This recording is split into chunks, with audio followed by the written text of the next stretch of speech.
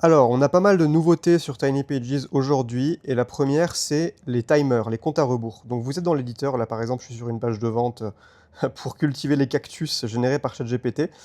Vous faites slash pour ouvrir le menu avec tous les éléments, et vous allez ajouter ici un timer.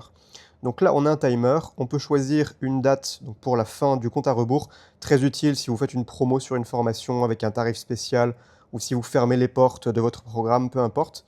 Donc là, je choisis la date de fin, la date et l'heure de fin du compte à rebours. On va mettre par exemple là le 8 juillet. Pour l'heure, je vais mettre 23h59. Voilà, très bien.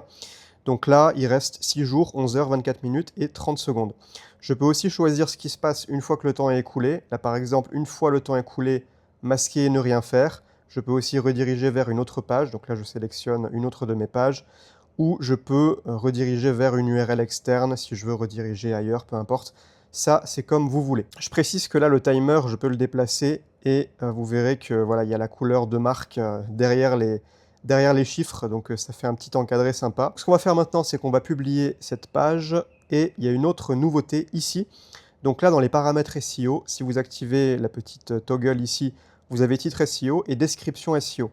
Et là, on a suggéré une description SEO avec IA. Je clique dessus et ça va me générer, grâce à l'intelligence artificielle, une description SEO pour Google et les moteurs de recherche en fonction de ce que j'ai écrit dans ma page. Donc là, découvrez comment cultiver des cactus facilement, même sans expérience, blablabla. Ça, on s'en fiche un petit peu, c'est pas vraiment pour être lu par des humains, c'est plus pour que ça contienne des mots-clés et que ce soit bien indexé dans les moteurs de recherche. C'est le principe du SEO. Donc là, vous en choisissez une parmi les trois. On va prendre la première. Je publie ma page et voilà. Donc là, j'ai même pas eu besoin de me poser la question qu'est-ce que je mets comme description SEO.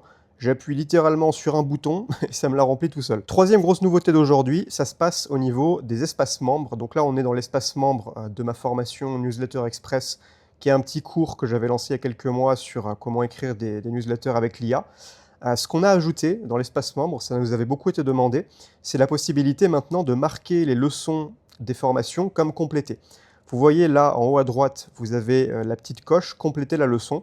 Et si je passe le curseur sur les leçons dans la barre latérale à gauche, et donc si je clique par exemple ici sur cette leçon sur la petite coche, ça me marque la leçon comme complétée. Donc je peux compléter plusieurs leçons au fur et à mesure de ma progression dans le cours. Ça permet à la fois aux élèves de vos formations de se repérer et voir ce qu'ils ont terminé. Mais vous aussi, donc dans les paramètres de votre produit, dans la liste des membres, vous pouvez voir où ils en sont avec la barre de progression. Là, par exemple, j'en suis aux 2/3. Je peux aussi cliquer ici pour compléter.